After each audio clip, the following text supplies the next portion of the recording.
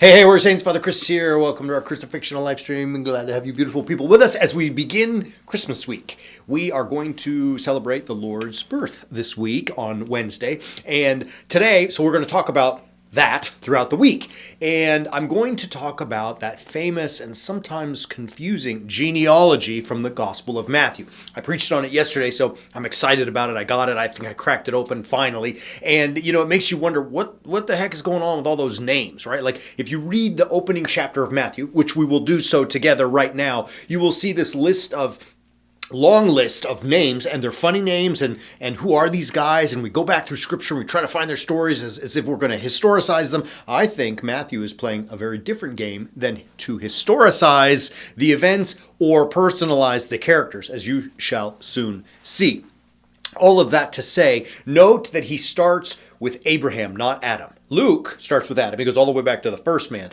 But in the Gospel of Matthew, Jesus is the fulfillment of the promise made to Abraham. And it says to Abraham, you will be the father of all these nations. And the kingdom that I establish, God, will be through one of your descendants, David, right? Which, keep in mind too, warrior saints, the name David in Hebrew, Dod, means beloved, right? The one who is loved, or particularly by God. That's what the name David means.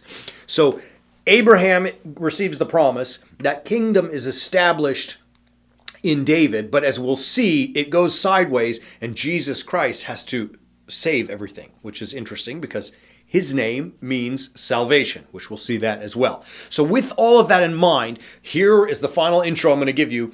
The genealogy in Matthew is broken down into three, we call them triads, three different parts, from Abraham to David, from David to the deportation to Babylon, when the Babylonians came in and conquered and destroyed the city of Jerusalem and took them as slaves, and from the deportation to the Christ. So Abraham to David to the deportation to Jesus Christ. Here we go. The beginning. The book of the genealogy of Jesus Christ, the son of David, the son of Abraham.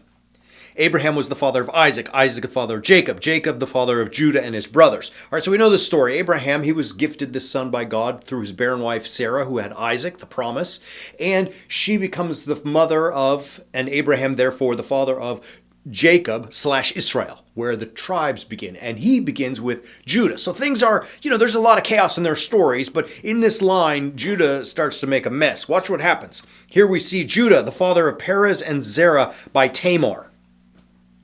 Well, Father Chris, why that's a big deal? Well, Tamar was Judah's daughter-in-law.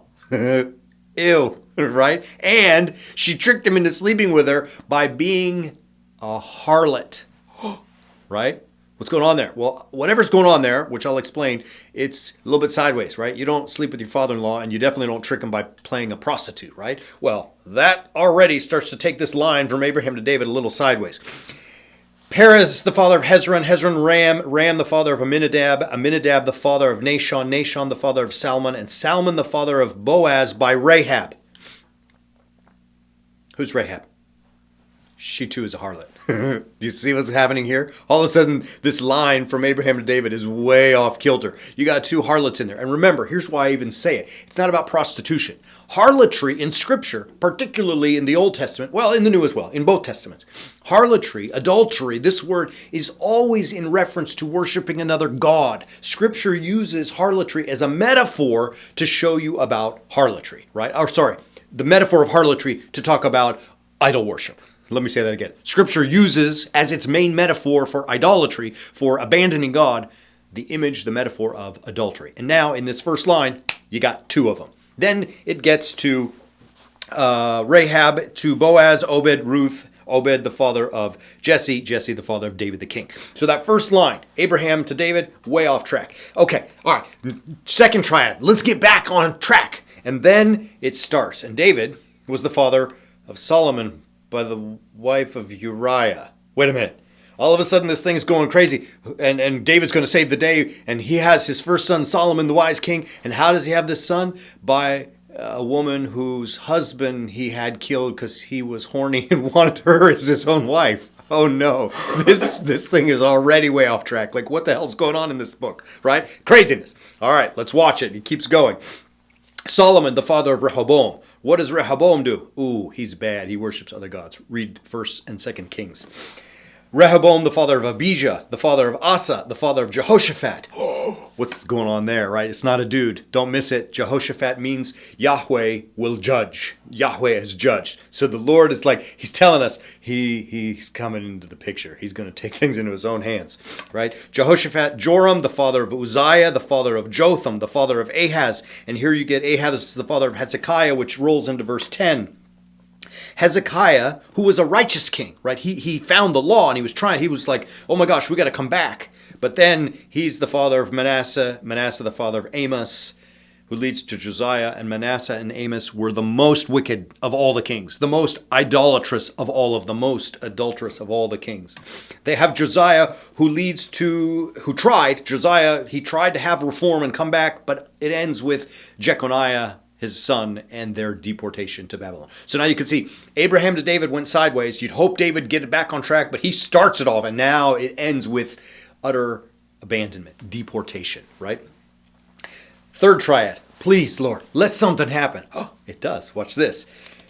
And the deportation of Babylon, Jeconiah, Shealtiel, the father of Zerubbabel. That's a great name. Zerah in Hebrew means the seed, meaning your line, your seed. And Babel, right? It's the seed of Babel. They were born in Babylon, and yet they're so far off track, right? It's crazy. Zerubbabel, the father of Abiud. That name's great. I'll skip it for time's sake. Eliakim, who's the father of Azor. And then something happens. All these guys are a train wreck, and Azor becomes the father of Zadok. Now, what's the deal with this Zadok? Zadok is from the Hebrew Sadaqah. For those who speak Arabic, like we say Sadiq, righteousness. So now all of a sudden, God is saying that there's got to be something implanted in the middle of these triads because it's all crazy, right? Zadok is put right in the middle of the third triad because now everything's going this way and there's that pivot, it's going to come back.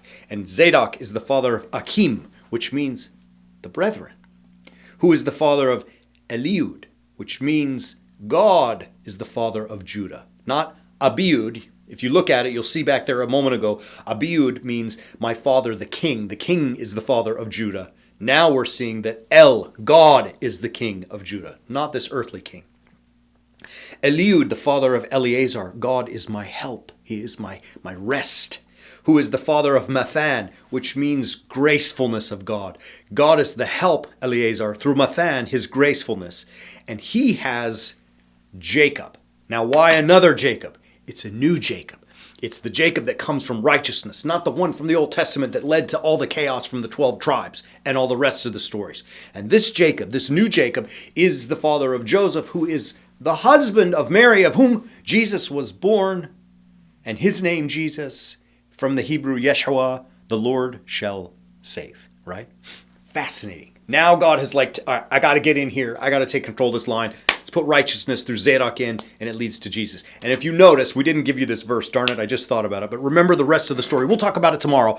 But just as a tip on what's coming, Joseph doesn't want to marry the Virgin Mary because he knows, not his kid. And the angel says, no, you will. And you will call his name Jesus, right? Why? Because as the Gospel of Matthew says, because he will save his people, right? It's embedded in his name. So you can see with all of this going on that genealogy is of utmost import because it sets the tone for the Gospel of Matthew. We'll talk more about it tomorrow in our live stream and maybe even at the end of the week.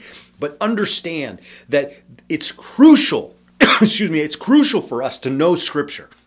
Not just to read it in an historicizing manner, where I'm looking to find historical data, or to even personalize the characters. You can see embedded in each and every one of these names, as crazy as they may sound to our modern ears, they have meaning. And that meaning is to show that when things were done man's way, that line went way crooked. All three triads until the middle of the third one when God got back involved and established his righteousness, which leads to the Christ who saves his people. Right? It's like, that's magnificent, but it's crucial for us that we understand that stuff. I know it's hard. Sometimes, we don't all get it. We actually, that's what we do. We spend all our time doing it. So I get that it's more difficult for some of us than others to fight through all that kind of stuff. But if you want it, you want to learn it, you want to study it, just be with us. That's why we come here and work so hard every single day. We have stuff here, warriorsaints.org. We have our great program, Understanding the Bible, which goes through and does exactly what it says, helps you understand the Bible. Our Matthew series, we talk about this in great detail and explain it so you're like, I got it. Because that's the important part. Then you can get out there and live it. All right, Warrior Saints, I'm done rambling. Love you, beautiful people. I hope this week of Christmas is good for you. We'll be back tomorrow to talk more about Joseph and Jesus and all that good stuff. And until then, as always, keep walking on the way of the Warrior Saint.